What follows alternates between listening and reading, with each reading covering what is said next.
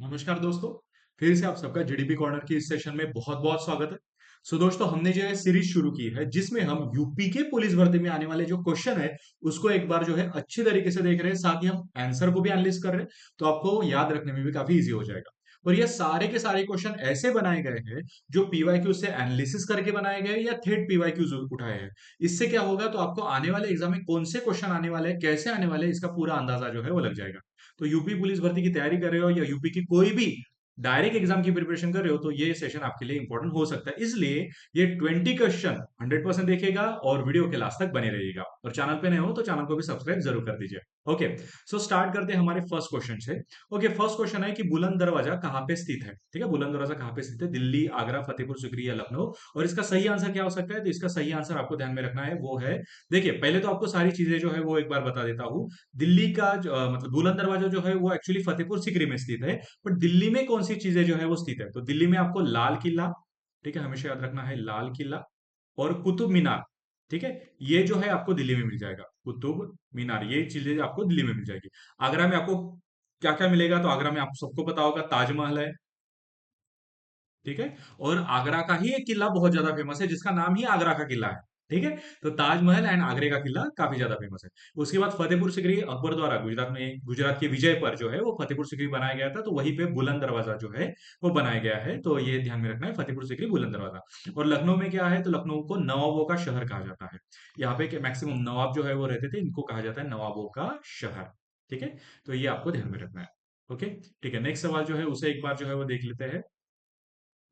Okay, next सवाल क्या कह रहा है? तो नेक्स्ट सवाल इजीली कह रहा है कि भारतीय संविधान का कौन सा अनुच्छेद विधि के सक्षम में समानता जो है वो प्रदान करता है। ठीक है, समानता जो है, कौन सा आर्टिकल जो है एक्चुअली समानता प्रदान करता है? आर्टिकल 14 यानी 14, 17, 21 या 32? ठीक है, तो इसका भी काफी इजी आंसर है। देखिए, फॉर द जहाँ पे जो है आर्टिकल 14, तो इसके लिए एक ही ध्यान में रखना है, इसके लिए है इक्वेलिटी। ठीक है, यहाँ पे ध्यान में रखना है इक्वेलिटी। ठीक है, एंड इक्वेलिटी यानी इक्वेलिटी बिफोर लॉ, यानी कौन सा अनुच्छेद? सक्षम समानता, समानता के लिए ध्यान में रखना है आर्टिकल 14। अगर पूछा जाए आर्टिकल 17 किसके लिए है? ये है अस्पृश्यता। ठीक है, जिसे अबोलिशन ऑफ अनटचेबिलिटी कहा जाता है ना, उसके लिए है। आर्टिकल 21 किसके लिए है? तो ये है जीवन जीने का अधिकार। ठीक है, तो ये हमें जीवन जीने का अधिकार देता है। और 21A अगर पूछा जाए तो ये पढ़ाई का यानी शिक्षा, ठीक है, शिक्षा का अधिकार जो है वो देता है 7 से 14 साल के बच्चों के लिए फ्री एंड कंपलसरी एजुकेशन। ठीक है, और आर्टिकल 32 किसके लिए है? तो आर्टिकल 32 को कहा जाता है राइट्स टू कॉन्स्टिट्यूशनल रेमेडीज, यानी संविधानिक उपचारों का अधिकार। ठीक है, संविधानिक उपचारों का अधिकार। ठीक है, तो ये आपको ध्यान में रखना है आर्टिकल 32 के लिए। ठीक है, ओके, उसके बाद नेक्स्ट सवाल जो है उसे एक बार देख लेते हैं। ओके, नेक्स्ट सवाल क्या कह रहा है? तो नेक्स्ट सवाल हमें कहता है कि भारतीय संविधान के जनक किसे कहा जाता है। ये तो काफी इजी सवाल है, मुझे नहीं लगता यहाँ पे कुछ भी डिफिकल्ट जो है आपको जाने वाला है। किन्हें कहा जाता है भारतीय संविधान के जनक, या भारतीय संविधान जिन्होंने एक्चुअली सही मायने से रचा है? तो वो कहा जाता है डॉक्टर बी आर आम्बेडकर को। तो हमेशा ध्यान में रखना है, डॉक्टर बी आर आम्बेडकर को ही कहा जाता है भारतीय संविधान के जनक। और सर, महात्मा गांधी को क्या कहा जाता है? तो महात्मा गांधी को कहा जाता है राष्ट्रपिता। ठीक है, जवाहरलाल नेहरू भारत के पहले प्रधानमंत्री, प्रधानमंत्री। ठीक है, और सरदार पटेल, इनको अलग अलग नाम है, इनको भारतीय बिस्मार्क भी कहा जाता है, इनको आयरन मैन यानी लोह पुरुष भी कहा जाता है। स्टैच्यू ऑफ यूनिटी देखी होगी ना आपने, वो इन्हीं की है। ओके, एंड इनकी, ये हमारे देश के पहले गृह मंत्री थे, ये भी ध्यान में रखना है। फर्स्ट गृह मंत्री कौन थे? सरदार वल्लभ भाई पटेल। ठीक है, ओके, नेक्स्ट सवाल जो है उसे देख लेते हैं। ठीक है, कथक किस राज्य की शास्त्रीय नृत्य है? सिंपल सवाल है कि कथक किस राज्य का शास्त्रीय नृत्य है? केरल है, तमिलनाडु, उत्तर प्रदेश या ओडिशा? तो इसमें सिंपल ध्यान में रखना है, ये कहाँ का है? तो ये है उत्तर प्रदेश। ठीक है, कथक जो है, देखिए आप, सिंपल है कि यूपी के पेपर दे रहे हो तो मैक्सिमम सवाल यूपी पे ही आएंगे। इसलिए कथक जो है कहाँ का है? तो ये है यूपी का, कथक यूपी का एक शास्त्रीय नृत्य है। केरला का कौन सा है? तो आपको पता है, केरला का है कथकली, ना कि कथक। ठीक है, केरला का ध्यान में रखना है, कथकली और मोहिनी अट्टम, मोहिनी अट्टम। ठीक है, केरल का है कथकली और मोहिनी अट्टम। ठीक है, साथ ही आपको उत्तर प्रदेश आपका पता चल गया। तमिलनाडु का कौन सा है? तो तमिलनाडु का ध्यान में रखना है भरतनाट्यम, भरतनाट्यम। और ओडिशा का कौन सा है? तो ओडिशा का ओडिसी नृत्य इसे कहा जाता है, ओडिसी नृत्य। ठीक है, तो ये चीजें आपको ध्यान में रखनी है कि कथक जो है वो कहाँ का आता है, यूपी का जो है शास्त्रीय नृत्य है। ठीक है।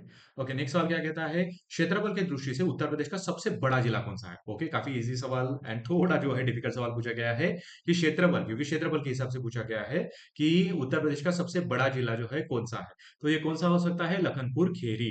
ठीक है, क्योंकि ये 780 स्क्वायर किलोमीटर, ठीक है, यानी वर्ग किमी में जो है वो फैला हुआ है। तो कौन सा आता है? लखीमपुर खीर। ठीक है, ये हमेशा ध्यान में रखना है। ठीक है, और ये सबसे छोटा शहर अगर पूछा जाए तो कौन सा है? हापुड़। ठीक है, यूपी का सबसे छोटा जिला। ठीक है, ये यूपी का सबसे छोटा जिला अगर पूछा जाए तो हापुड़। प्रयागराज क्या है? तो प्रयागराज जनसंख्या से सबसे बड़ा। ठीक है, यानी पॉपुलेशन के हिसाब से। ठीक है, पॉपुलेशन के हिसाब से देखा जाए तो जनसंख्या के हिसाब से प्रयागराज जो है सबसे बड़ा है। और वाराणसी क्या है? ये एक आध्यात्मिक राजधानी है। ठीक है, आध्यात्मिक राजधानी, रिलीजियस राजधानी है। ठीक है, इतनी चीजें याद रखनी है। ठीक है। ओके, नेक्स्ट सवाल जो है उसे एक बार देख लेते हैं। नेक्स्ट सवाल क्या कह रहा है, तो उत्तर प्रदेश की प्रथम महिला राज्यपाल कौन थी? ठीक है, उत्तर प्रदेश की प्रथम महिला राज्यपाल कौन थी? आप सबको पता होगा, ये थी सरोजनी नायडू। तो ये भारत की पहली महिला राज्यपाल जो है बनी थी उत्तर प्रदेश की। ठीक है, और सुचेता कृपलानी आपको नाम दिख रहा होगा, ये किनके लिए जाने जाते हैं? तो यूपी और भारत की पहली महिला मुख्यमंत्री। ठीक है, ये यूपी की भी थी और भारत की भी पहली महिला मुख्यमंत्री। देखिए यूपी ने कितनी अच्छी चीजें इंडिया को दी है। ठीक है, ये यूपी और भारत की पहली मुख्यमंत्री थी। ठीक है, महिला मुख्यमंत्री। संजय नायडू पहली राज्यपाल थी। ठीक है, पहली महिला राज्यपाल। एनी बेजन आप सबको ही पता होगा, ये कांग्रेस की पहली महिला अध्यक्ष थी। कांग्रेस की पहली महिला अध्यक्ष। और विजय लक्ष्मी पंडित ये किन के लिए जाने जाते हैं? तो जो यूनाइटेड नेशन होता है यानी राष्ट्रीय सभा होती है, वहां पे पहली महिला अध्यक्ष बनी थी विजय लक्ष्मी पंडित, पहली महिला अध्यक्ष। ठीक है, ये हमेशा यूनाइटेड नेशन में बनने वाली पहली महिला अध्यक्ष कौन थी? तो वो थी विजय लक्ष्मी पंडित। ठीक है, ओके, नेक्स्ट सवाल देख लेते हैं। What is the chemical formula of washing soda? आपको पता है वॉशिंग सोडा का केमिकल फॉर्मूला क्या हो सकता है? तो वो कौन सा हो सकता है? NaCO3 है, Na2CO3 है, NaOH है, NaCl है। तो इसका फॉर्मूला हमेशा ध्यान में रखना है, Na2CO3 और 10H2O। ठीक है, 10H2O, ये ध्यान में रखना है। ये क्या है? वॉशिंग सोडा, जो हमें धोने के लिए सोडा जो यूज करते हैं ना हम, डिटर्जेंट। तो डिटर्जेंट का एक्चुअली फॉर्मूला होता है ये। ठीक है, ये हमेशा ध्यान में रखना है। ठीक है, अब ये देखिए यहाँ पे NaCO3 है, ये किसके लिए है? तो ये बेकिंग सोडा, ना कि वॉशिंग सोडा। ठीक है, बेकिंग सोडा। हम ढोकला वगैरह बनाते हैं तो उसमें यूज करते हैं ना बेकिंग सोडा, तो वो इसमें आता है। ठीक है, और ये NaOH क्या है? ये इन्हें कहा जाता है कास्टिक सोडा, कास्टिक सोडा। ठीक है, और NaCl ये आपको सबको ही पता होगा, ये है साधारण नमक, हम जो घर में यूज करते हैं वो है ये नमक। ठीक है, ओके, नेक्स्ट सवाल देख लेते हैं। ठीक है, आगा खान कब किस खेल से संबंधित है? ठीक है, आगा खान कब जो है वो किस खेल से संबंधित है, ऐसा सीधा सवाल जो है यहाँ पे पूछा गया है। क्रिकेट है, फुटबॉल है, हॉकी है या बैडमिंटन है? तो आप सबको ही पता होगा ये किसके रिलेटेड है, ये हॉकी के रिलेटेड। ठीक है, आगा खान कप हॉकी का एक प्रमुख टूर्नामेंट के रिलेटेड है। क्रिकेट के रिलेटेड कौन सा ध्यान में रखना है? रणजी ट्रॉफी। और साथ ही ध्यान में रखना है दुलीप ट्रॉफी या दिलीप ट्रॉफी। ठीक है, क्रिकेट के रिलेटेड। फुटबॉल के रिलेटेड क्या ध्यान में रखोगे? डूरन ट्रॉफी, डूरन ट्रॉफी और संतोष ट्रॉफी। ठीक है, हॉकी के रिलेटेड पता चल गया आगा खान कप। और बैडमिंटन के रिलेटेड कौन सा ध्यान में रखना है? Thomas cup, Thomas cup. और साथ ही ध्यान में रखना है उबेर कप भी। Okay, Uber cup. ठीक है, ये ध्यान में रखना है बैडमिंटन के रिलेटेड। ठीक है, ओके, नेक्स्ट सवाल देख लेते हैं। राष्ट्रीय पुलिस अकादमी की स्थापना किस वर्ष में हुई थी? ठीक है, काफी इजी सवाल पूछा गया है। और ये कब हुई थी? 1948 में। ठीक है, याद हो जाएगा कि 1948 में ही सबसे पहली बार सरदार वल्लभ भाई पटेल ने राष्ट्रीय पुलिस अकादमी की स्थापना की थी, जहां पे IPS जो होते हैं ना उनको ट्रेनिंग दी जाती है। और ये कहाँ पे है? तो ये है हैदराबाद में। ठीक है, 1947 किसके लिए है? भारतीय का स्वतंत्रता वर्ष है। 1950 किसके लिए? भारत जब गणतंत्र बना था, यानी संविधान हमने लागू कर दिया था, कॉन्स्टिट्यूशन लागू कर दिया था। और 1965 में क्या स्थापन हुआ था? BSF, बॉर्डर सिक्योरिटी फोर्स है ना, तो BSF को 1965 में स्टैब्लिश किया गया। ठीक है, अयोध्या किस नदी के किनारे स्थित है? आपको पता है अयोध्या किस नदी के किनारे स्थित है? गंगा, यमुना, सरयू या गोमती? तो आप सबको ही पता होगा अयोध्या जो है वो किस नदी के किनारे स्थित है? तो सरयू नदी के। तो अयोध्या सरयू नदी के स्थित पर स्थित है। गंगा नदी के किनारे क्या है? तो यहाँ पे कानपुर। ठीक, वाराणसी, वाराणसी। ठीक है, और पटना। ठीक है, कानपुर, वाराणसी, पटना आपको गंगा के किनारे जो है मिल जाएगा। यमुना जो है वो दिल्ली। ठीक है, यमुना के किनारे कौन सा शहर बसा है? दिल्ली। ठीक है, आगरा, मथुरा, आगरा, मथुरा, ये जो है वो यमुना नदी के किनारे। सरयू के लिए क्या ध्यान में रखेंगे? तो अयोध्या, सरयू के लिए अयोध्या जो है वो ध्यान में रखना है। और गोमती के लिए कौन सा ध्यान में रखेंगे? लखनऊ। ठीक है, आपको सबको पता होगा, लखनऊ में कोई रहने वाले भी होंगे, तो लखनऊ हो गया, जौनपुर हो गया। ठीक है, जौनपुर ये जो है वो गोमती नदी के किनारे आपको मिल जाएगा। ठीक है, ये चीजें याद रखनी है। ओके। विश्व स्वास्थ्य दिवस कब मनाया जाता है? ठीक है, पूछा गया है कि विश्व स्वास्थ्य दिवस जो है वो कब मनाया जाता है। तो 5 जून, 7 अप्रैल, 1 मई या 10 दिसंबर। तो डेट्स भी याद रखने हैं ना। तो विश्व स्वास्थ्य दिवस कब मनाया जाता है? तो ये मनाया जाता है 7 अप्रैल को। ठीक है, विश्व स्वास्थ्य दिवस। 5 जून को क्या मनाया जाता है? पर्यावरण दिवस। विश्व पर्यावरण दिवस। ठीक है। 1 मई को मजदूर दिवस। मजदूर दिवस। और साथ ही ये महाराष्ट्र एंड गुजरात का भी स्थापना वर्ष है, यानी महाराष्ट्र गुजरात को इस्टेब्लिश इसी दिन किया गया था, 1 मई 1960 को। और 10 दिसंबर किसके लिए याद रखना है? विश्व मानव अधिकार दिवस, ह्यूमन राइट्स डे, मानव अधिकार दिवस। ठीक है, इसके लिए 10 दिसंबर जो है उसे याद कर लीजिएगा। ठीक है। ओके। उत्तर प्रदेश का सबसे लंबी सीमा साझा करने वाला राज्य कौन सा है? पता है? बिहार, मध्य प्रदेश है, उत्तराखंड है या हरियाणा है? तो हमेशा याद रखना है वो कौन सा है? मध्य प्रदेश। ठीक है। तो उत्तर प्रदेश के साथ लंबी सीमा, ठीक है, सबसे लंबी सीमा जो है वो टोटल 11 जिलों से होकर गुजरती है। तो 11 जिलों से होकर गुजरने वाली सीमा मध्य प्रदेश की ही है। ठीक है। बिहार जो है वो पूर्वी सीमा से कनेक्टेड है। ठीक है, पूर्वी जो सीमा है ना उत्तर से कनेक्टेड है। उत्तराखंड उत्तर सीमा, उत्तर है ना तो उत्तर ध्यान में रखिएगा, उत्तरी सीमा से। ठीक है। और हरियाणा पश्चिमी सीमा। ठीक है, बट सबसे लंबी सीमा मध्य प्रदेश के लिए याद रखिएगा। ठीक है। उसके बाद नेक्स्ट सवाल क्या है कि कोशिका की खोज किसने की थी? ठीक है, कोशिका की खोज जो है किसने की थी? Robert Hooke, Alexander Fleming, Charles Darwin या आइजैक न्यूटन? तो आप सबको ही पता होगा। कोशिकाएं जैसे हम सेल कहते हैं, तो उसकी खोज जो है किसने की थी? तो ये की थी रॉबर्ट हुक ने। ठीक है, कब की थी सर? 1665 में। ठीक है, तो रॉबर्ट हुक ने ही कोशिका जो है उनकी खोज जो है वो की थी। ठीक है, यहाँ पे अलग अलग लोग हैं, जैसे फ्लेमिंग। फ्लेमिंग किसके लिए जाने जाते हैं? तो पेनिसिलिन। ठीक है, पेनिसिलिन। न्यूटन किसके लिए जाने जाते हैं? ग्रेविटेशन यानी गुरुत्वाकर्षण। ठीक है, गुरुत्वाकर्षण। ठीक है। और डार्विन किसके लिए जाने जाते हैं? विकासवाद। ठीक है, इवोल्यूशन की थ्योरी जो है ना इन्होंने ही लिखी थी, विकासवाद, इवोल्यूशन। ठीक है, ये ध्यान में रखना। ओके। ये सवाल और हमेशा याद रख लीजिएगा, जब मैं छोटी छोटी टिप्स बता रहा हूँ ना तो वो टिप्स अपने डायरी में भी नोट करके रखिएगा, अपने नोट्स में भी लिख के रखिएगा, आपको फायदा होगा। ठीक है। और अगर चैनल पे नए हो तो चैनल को सब्सक्राइब जरूर करके रखिए। ओके। ठीक है। What is the minimum age to become a prime minister of India? Bharat के प्रधानमंत्री बनने का न्यूनतम आय क्या है? क्या होगा रे प्रधानमंत्री बनने का? तो हमेशा ध्यान में रखना है, उनके प्रधानमंत्री अगर बनना हो तो 25 ईयर ध्यान में रखना है, क्योंकि लोकसभा का सदस्य का यही एज होता है। तो हमेशा ध्यान में रखना है, संसद जो होती है वो दो हिस्सों में बांटी जाती है। ठीक है, एक होती है लोकसभा और एक होती है राज्यसभा। राज्यसभा का एज क्या है? 30। लोकसभा का क्या है? 25। और प्रधानमंत्री कहाँ का होता है? लोकसभा का, इसलिए उसके लिए क्या रहेगा? 25। 21 साल किसकी है? ग्राम पंचायत, यानी जो ग्राउंड लेवल पे काम करती है, ग्राम पंचायत, उसके लिए। ठीक है। 18 साल किसकी है? वोट देने की, हम वोट दे सकते हैं 18 साल होने के बाद। ठीक है। और 35 ईयर किसके लिए है? प्रेसिडेंट, राष्ट्रपति के लिए। प्रेसिडेंट। ठीक है, ये ध्यान में रखिएगा। ओके, नेक्स्ट सवाल देख लेते हैं। दुधवा राष्ट्रीय उद्यान यूपी के किस जिले में स्थित है? दुधवा राष्ट्रीय उद्यान किस जिले में स्थित है? ये सवाल का आप आंसर फिर से दे सकते हो, लखीमपुर खेरी। ठीक है, तो दुधवा राष्ट्रीय उद्यान आपको कहाँ पे मिल जाएगा? ये लखीमपुर खेरी जो है वहीं पे मिल जाएगा। ठीक है। अब यहाँ पे और भी नाम है, जैसे सोनभद्र। सोनभद्र किसके लिए जाना जाता है? पता है? ऊर्जा राजधानी, इसे भारत की ऊर्जा राजधानी कहा जाता है, ऊर्जा राजधानी। बिजली निर्माण होती है ना। ठीक है। गोरखपुर, ये यहाँ पे काफी पहले एक चौरी चौरा इंसिडेंट भी हुआ था, और ये टेराकोटा के लिए प्रसिद्ध है, टेराकोटा के लिए प्रसिद्ध है। ठीक है। और मेरठ, खेल के सामान, आपको पता होगा बैट वगैरह मेरठ से अच्छे मिलते हैं ना, धोनी ने लिया था ना। तो खेल के सामान के लिए मेरठ जो है उसे याद रखना है। ठीक है। उसके बाद who wrote the Vande Mataram? Vande Mataram को किसने लिखा है? ऐसा सिंपल सवाल जो है यहाँ पे पूछा गया, और आप सबको ही पता होगा, वंदे मातरम को बंकिम चंद्र चैटर्जी जो है उन्होंने लिखा है। और कहाँ से लिया है इसको? आनंद मठ। ठीक है, आनंद मठ किसमें लिखा है? तो आनंद मठ में जो है वो लिखा है, ये हमेशा याद रखिए। टागोर ने क्या लिखा है? जन गण मन। जन गण मन, ये टागोर ने लिखा है। और भगत सिंह किसके लिए जाने जाते हैं? इनकलाब जिंदाबाद, ये नारे को लोकप्रिय बनाने के लिए। ठीक है, नारा इनका नहीं है, बट नारे को लोकप्रिय जो है इन्होंने ही बनाया था। ठीक है।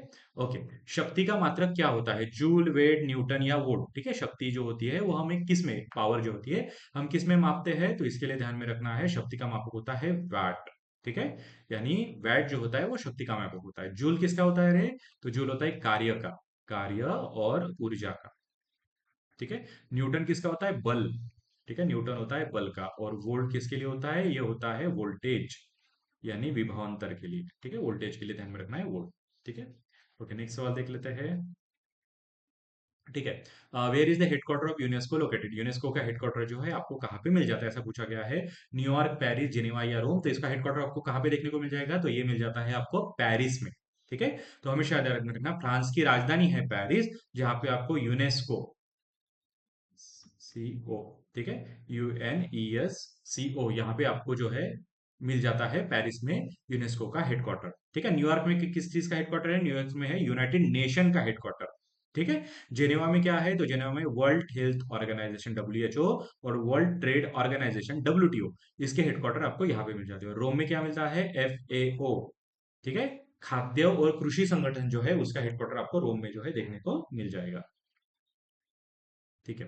उसके बाद which planet is known as a red planet? Red planet जो है किसे कहा जाता है, ऐसा सिंपल सवाल पूछा गया है। तो आपको मैंने कल के लेक्चर में भी बताया था, रेड प्लैनेट जो है मार्स को कहा जाता है, क्योंकि उसी पे लाल कलर का प्लैनेट है ना, और कई सालों पहले, मतलब बहुत से सालों पहले वहां पे लोग भी रहते थे। तो मार्स को ही लाल ग्रह जो है वो कहा जाता है, ये हमेशा ध्यान में रखना। ठीक है। वेनस को क्या कहा जाता है, इसको भोर का तारा कहा जाता है, भोर का तारा। ठीक है, क्योंकि ये जो है वो सबसे गर्म ग्रह है, सबसे गर्म। ठीक है। और सैटर्न, ये पता होगा, इसके चारों ओर क्या दिख जाएगी आपको, छल्ले जो है वो दिख जाएंगे। और जुपिटर, ये सौर मंडल का सबसे बड़ा ग्रह, बड़ा ग्रह। ठीक है।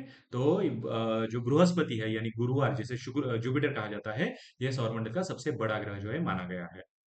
ठीक है। ओके। रक्त का थक्का जमाने को कौन सा विटामिन मदद करता है, मतलब अगर कभी आपको लग जाए, बहुत सारा खून निकले, तो कौन सा विटामिन जो है आपको मदद करता है आपके बॉडी में, तो वो करता है विटामिन कौन सा, के। ठीक है, हमेशा याद रखना, विटामिन के ही रक्त ब्लड क्लॉटिंग के लिए आपको मदद करता है। यानी जब छुरा लग जाता है या कुछ भी चीज लग जाती है तो बहुत सारा ब्लड नहीं जाता। अगर आप में विटामिन के बहुत अच्छा है ना, तो ब्लड जो है काफी इजीली रुक जाता है। इसलिए विटामिन की जो के जो है वो हमेशा अपने बॉडी को देते रहिएगा। ठीक है, ये हमेशा ध्यान में रखेगा। और बाकी सारे जो है वो भी एक बार देख लेते हैं। तो विटामिन डी के लिए क्या ध्यान में रखना है, हड्डियों की मजबूती के लिए। ठीक है, ये होता है हड्डियों की मजबूती के लिए। विटामिन सी, स्कर्वी रोग, स्कर्वी रोग, बाल होते हैं उनके लिए भी विटामिन सी अच्छा होता है, स्कर्वी रोग। ठीक है। और विटामिन ए, नाइट ब्लाइंडनेस जिसे कहा जाता है ना, रक्त अंधत्व, रंधोती। ठीक है, नाइट ब्लाइंडनेस मतलब रात में जो है, मतलब कलर हमको बराबर दिखते नहीं है। ठीक है, कलर जो है कुछ भी दिखते हैं, तो ब्लाइंडनेस जो होता है, नाइट ब्लाइंडनेस, उसके लिए एक जो है वो यूज होते हैं। ठीक है, मतलब ये नहीं होता हमारे मतलब कलर जो है वो इजीली दिख जाते हैं। ठीक है। तो ये थे आज के कुछ सवाल, शायद आपको ये सवाल जो है पसंद आए होंगे। अगर ये सवाल थोड़े भी पसंद आए हो तो लाइक शेयर जरूर कर दीजिएगा, अपने दोस्तों के साथ शेयर कर दीजिए। और साथ ही अगर आपको इकोनॉमिक्स, हिस्ट्री, पॉलिटी एंड सारे GS सेक्शन की बैच बहुत ही सस्ते में चाहिए, बहुत ही सस्ते में, मतलब 499 में या उससे भी कम में चाहिए, तो मुझे कमेंट बॉक्स में बैच टाइप कर दीजिएगा। मैं आपके लिए जो है वो सस्ते में बैच जो है वो लेके आऊंगा। और ये पूरी तरह लाइव प्लस रिकॉर्डेड बैच रहेगी, साथ में आपको इसके नोट्स जो है वो भी मिलने वाले हैं। ठीक है। इसलिए आपको क्या करना है, तब तक जो है जितने भी फ्री लेक्चर्स मिल रहे हैं वो लेक्चर का यूज करते रहिए। वैसे तो मैक्सिमम लेक्चर हमने फ्री ही दिए हैं, क्वेश्चन आंसर सेशन। अगर आपको थ्योरी सीखनी है, पूरे डिटेल में सीखनी है, ट्रिक्स के साथ सीखनी है, कुछ इमेजेस के साथ सीखनी है, तो आपको बैच जो है वो लेनी पड़ेगी। ठीक है। नहीं तो आप फ्री में तो सीख ही रहे हो और काफी अच्छा सीख रहे हो। ओके। और अगर जिसको इसकी जरूरत है, आपके दोस्तों को भी रिकमेंड कीजिएगा इस चैनल को, इस वीडियो को। और अगर वीडियो पसंद आए तो लाइक शेयर जरूर कर दीजिएगा, अपने दोस्तों के साथ शेयर कीजिए। कुछ भी बात हो तो कमेंट बॉक्स में जरूर रखिए। और चैनल पे नए हो तो चैनल को भी सब्सक्राइब जरूर करके रखिए। ओके। सो अभी मिलते हैं अगले वीडियो में, तब तक अपना ध्यान रखिएगा।